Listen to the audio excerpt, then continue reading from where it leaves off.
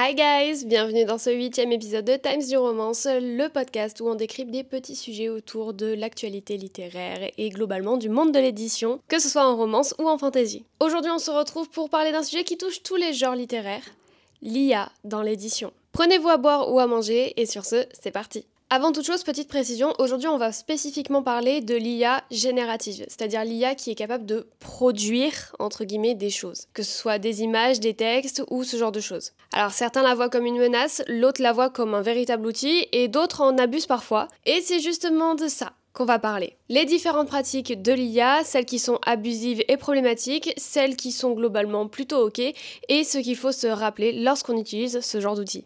Parce que oui, l'IA dans le monde littéraire, ça a plusieurs enjeux, qu'ils soient artistiques, éthiques ou encore économiques. Déjà, commençons par définir où est-ce qu'on voit l'IA intervenir le plus souvent. Et là, je parle bien des choses que nous, en tant que lecteurs et consommateurs, on peut remarquer. Parce que l'IA, elle est intégrée dans le monde depuis des années, c'est juste qu'on ne la voyait pas avant. Mais donc, pour revenir à notre sujet, tout d'abord, c'est les couvertures de livres. Et avant de vous dire pourquoi est-ce que c'est problématique, je vais vous raconter la petite histoire qui s'est déroulée en août 2024, période à laquelle une lectrice a repéré la couverture d'un roman publié chez Tor qui intègre des éléments générés à l'IA. Autant vous dire que ce roman s'est pris un appel au boycott immédiat, que ce soit sur X ou encore sur TikTok. Et ce genre d'histoire, il y en a eu plein.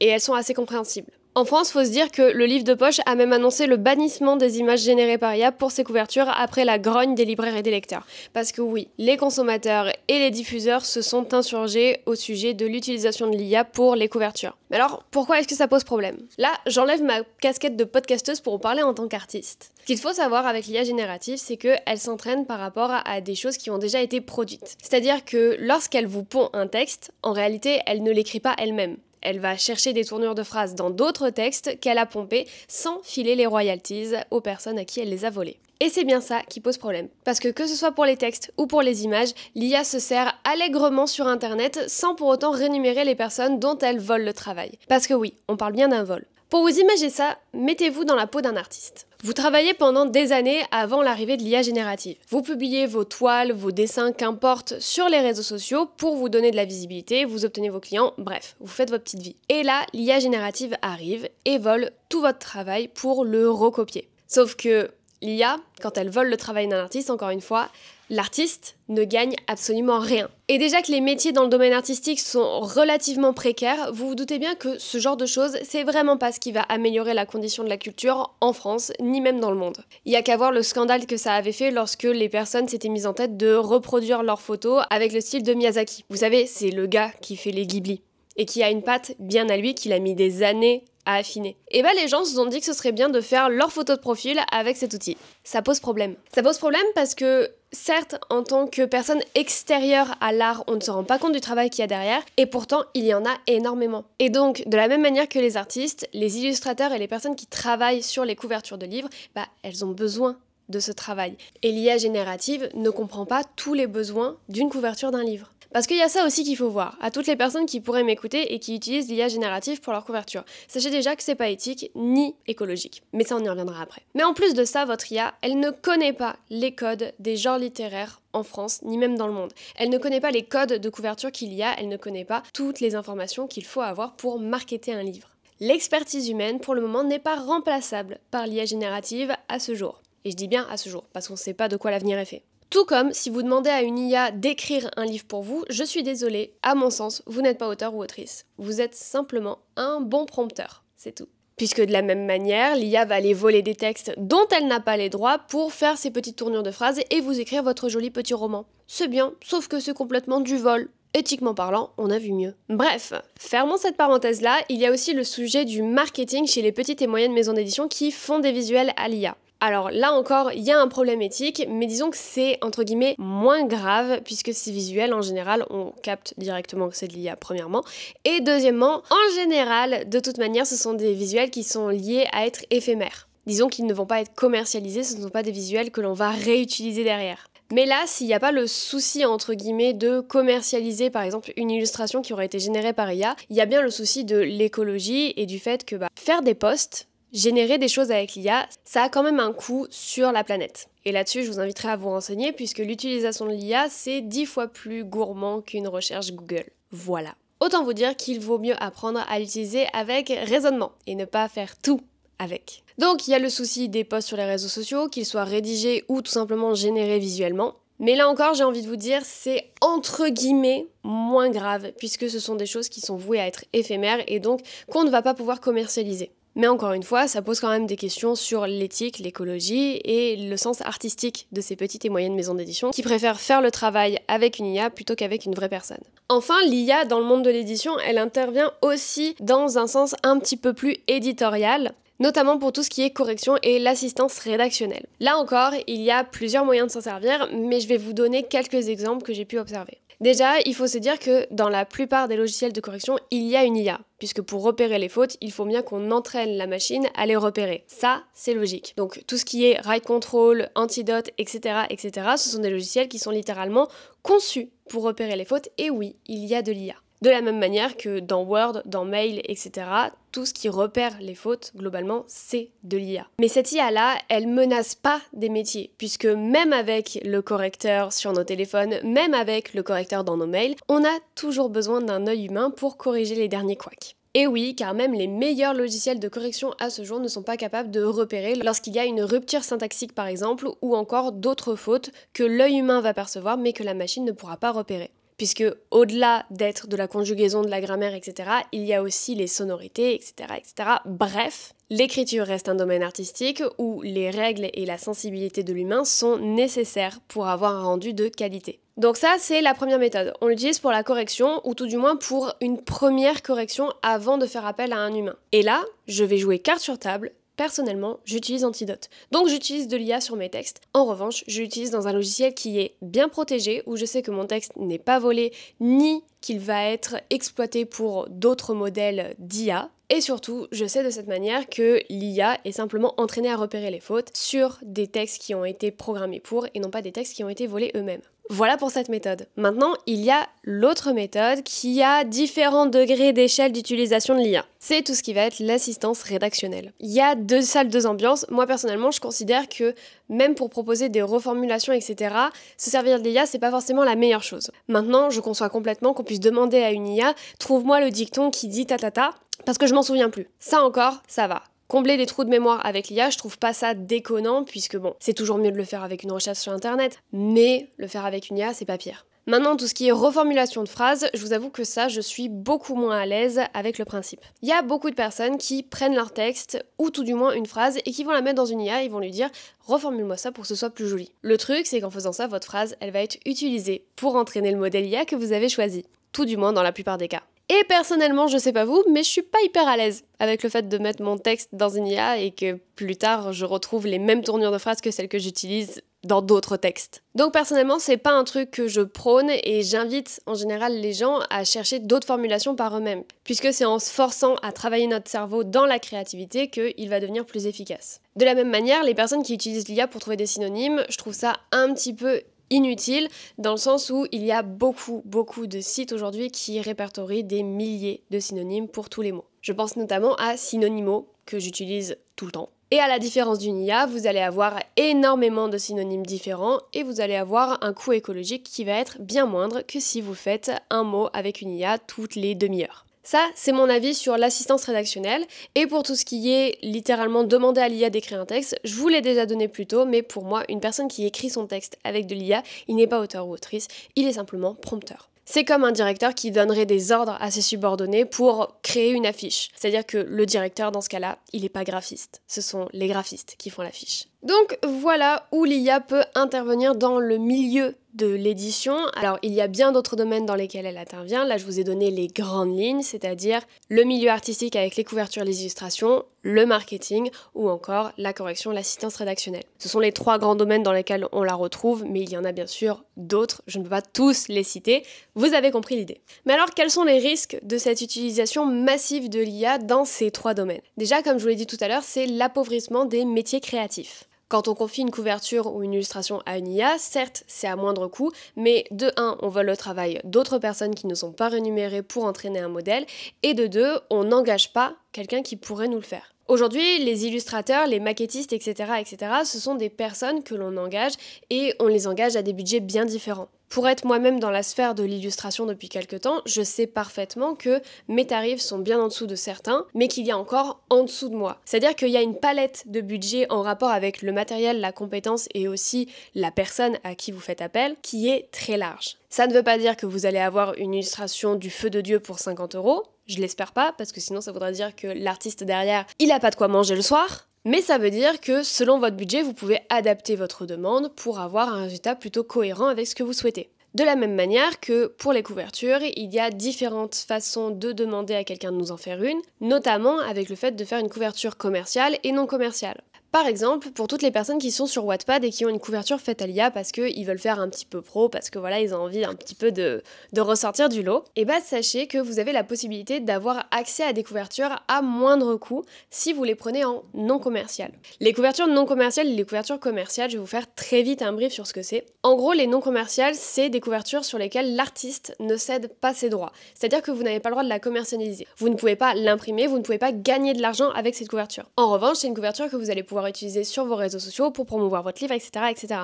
Tant que vous ne tirez pas d'argent de cette couverture, il n'y a pas de souci. Tandis qu'une couverture commerciale, c'est une couverture sur laquelle l'artiste cède ses droits. Donc il y a un contrat, il y a cession de droits de propriété artistique et intellectuelle sur cette couverture. Et en général, la cession des droits, ça dépend des artistes, mais ça va de 20 à 50% du prix de la couverture. Ça dépend des personnes et je vous donne la fourchette que je connais. Peut-être qu'il y a d'autres personnes qui ont des prix fixes pour la cession des droits, mais en général c'est plutôt un pourcentage. Donc à toutes les personnes qui ont une couverture faite à l'IA sur Wattpad, je vous encourage à soit essayer d'utiliser les modèles sur Canva qui sont complètement gratuits et sur lesquels vous pouvez faire de très jolies choses, ou alors si vous avez un petit budget ou vous voulez un cadeau de Noël un petit peu sympa, demandez à un de vos proches de vous payer la couverture de votre roman sur Wattpad. Ça vous évitera d'avoir une couverture qui n'est pas éthique. Revenons-en du coup au risque et à l'appauvrissement des métiers créatifs. En 2022 déjà, Michel Lafon avait mentionné sur une jaquette « Illustration IA mid-journée », déclenchant les critiques sur le manque de soutien aux artistes. Donc vous le comprenez, de plus en plus, à mesure que les consciences s'éveillent,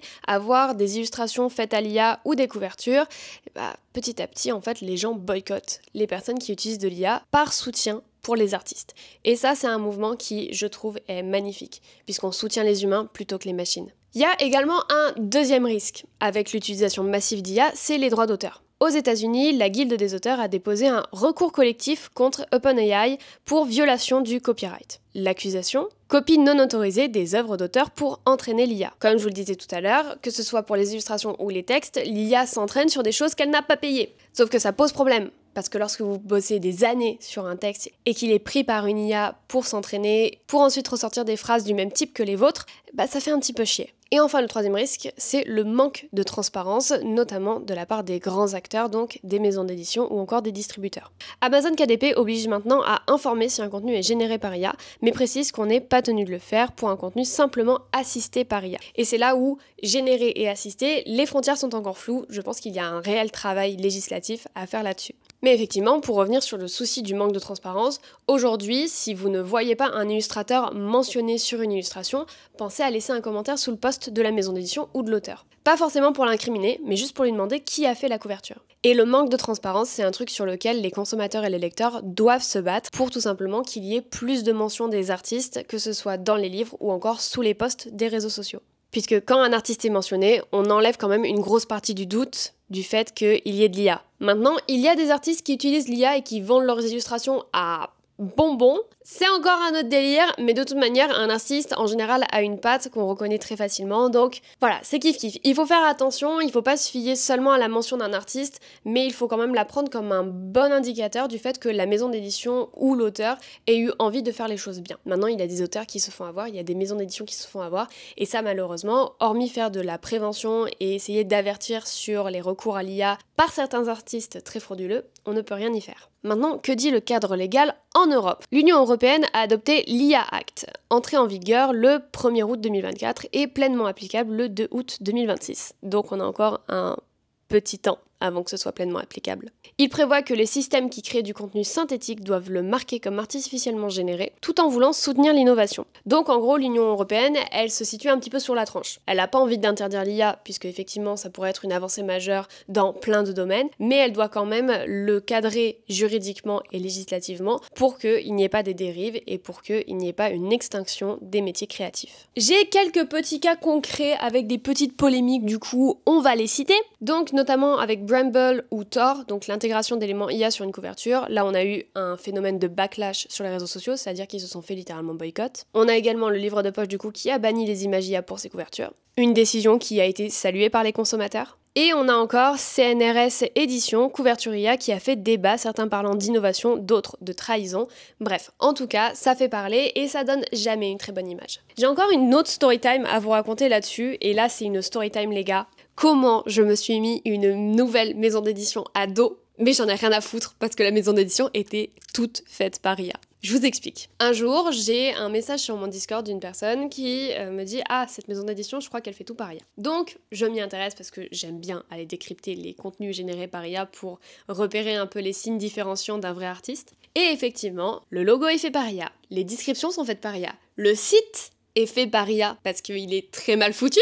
Et pire encore, la couverture de la première sortie de la maison d'édition est complètement faite par IA. À ça, je mets un petit commentaire en disant que c'est dommage d'avoir recours à l'IA pour ce genre de choses, sachant que c'est une première sortie, donc ça donne un ton qui est pas super. La maison d'édition me répond donc que, étant nouvelle, étant petite, elle n'a pas le budget pour faire appel à un illustrateur. À ça, je répondrai, si vous voulez lancer une maison d'édition, il faut avoir le budget, parce que c'est beaucoup de coûts à donner en avance avant de récupérer des fonds.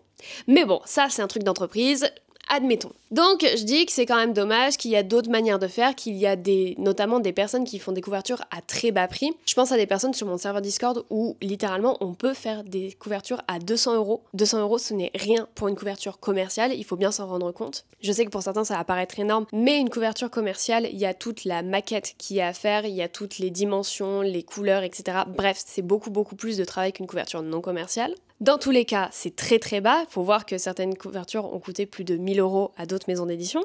Bref. Et donc, il y a un petit débat en commentaire en mode « Ouais, mais l'IA sur votre site, sur votre logo, bon, c'est pas génial. » Donc, à ce moment-là, je suis pas sûre que la maison d'édition me bloque, mais dans tous les cas, ils sont pas hyper sympas. Et suite à ça, quelques jours plus tard, donc la personne avec qui on avait repéré ça sur mon serveur Discord me renvoie une capture d'écran avec un TikTok avec le livre broché. Le livre qui a sa couverture bien en face comme il faut et qui sur le dos a la couverture mais à l'envers. Donc il n'y a pas de quatrième de couverture en fait. Il y a juste une couverture mais mise à l'envers. Voilà! Mais attendez, parce que c'est pas tout. Non, j'ai encore plus de croustilles. La sortie de ce livre, donc qui n'a pas de couverture complète visiblement parce que ça coûtait trop cher, se fait avec des box de services de presse, donc des box qu'on envoie à des influenceurs. Et dans ces box, on retrouve plein de goodies, notamment au hasard une illustration qui a été faite, vous l'avez, par l'IA.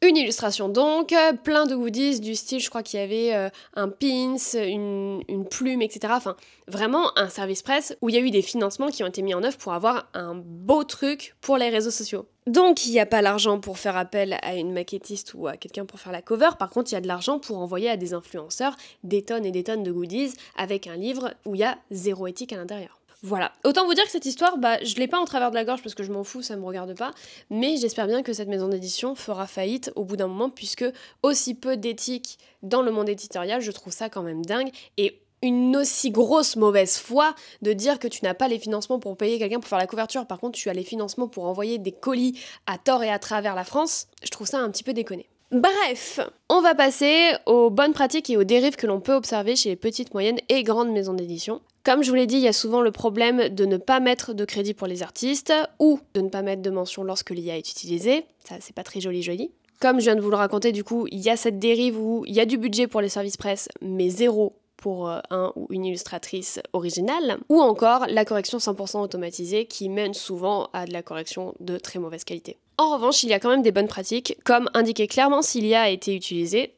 dans quel cadre et jusqu'à quel point, créditer les artistes et ne pas remplacer l'humain pour des tâches créatives centrales. Au hasard, l'écriture d'un roman. Mais alors, on a parlé de toutes les dérives, etc. Quand est-ce que l'IA peut réellement être utile ? Là, je vais parler principalement dans le cadre des auteurs auto-édités, puisque je trouve qu'en maison d'édition, on a quand même plus de ressources à disposition. Mais donc, pour les indépendants, l'IA, elle peut créer un plan de communication adapté, elle peut proposer des reformulations, par exemple avec le logiciel Antidote, ou encore on peut économiser du temps sur la mise en page, à la limite. Encore que là, je trouve qu'on va quand même sur des domaines où une main humaine peut être vachement utile. Mais admettons que vous n'ayez pas de budget, l'IA peut bien sûr devenir votre conseiller en stratégie de communication sur les réseaux sociaux, notamment si vous n'avez pas les compétences pour le faire. Puisque ce qu'il faut voir, c'est que les stratégies de communication, pour moi, ce n'est pas de la création pure.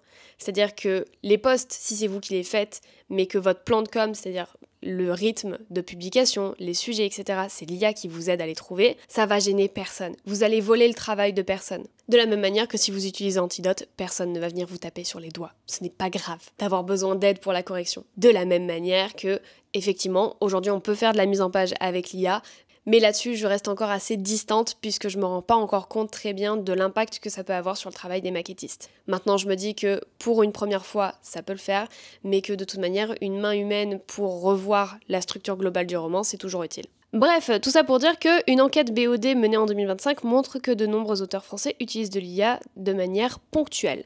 Et ça, c'est très bien. L'utiliser de manière ponctuelle, c'est complètement normal. Maintenant, l'utiliser pour tout et n'importe quoi, ça devient plus compliqué. Mes recommandations au niveau de l'éthique, si vous voulez utiliser l'IA sans pour autant risquer de soit vous faire boycott sur les réseaux sociaux, soit de remettre en question vos valeurs, qu'elles soient écologiques, sociales ou éthiques par rapport aux artistes. Toujours créditer l'artiste ou indiquer image générée par IA. Que vous génériez des images par IA, ça vous regarde. Par contre, notifiez-le. Ne jamais remplacer l'humain dans le cœur créatif. C'est-à-dire pour tout ce qui est écriture, couverture, illustration, etc., ne remplacez pas l'humain. Les humains ont une sensibilité qui parle aux autres humains.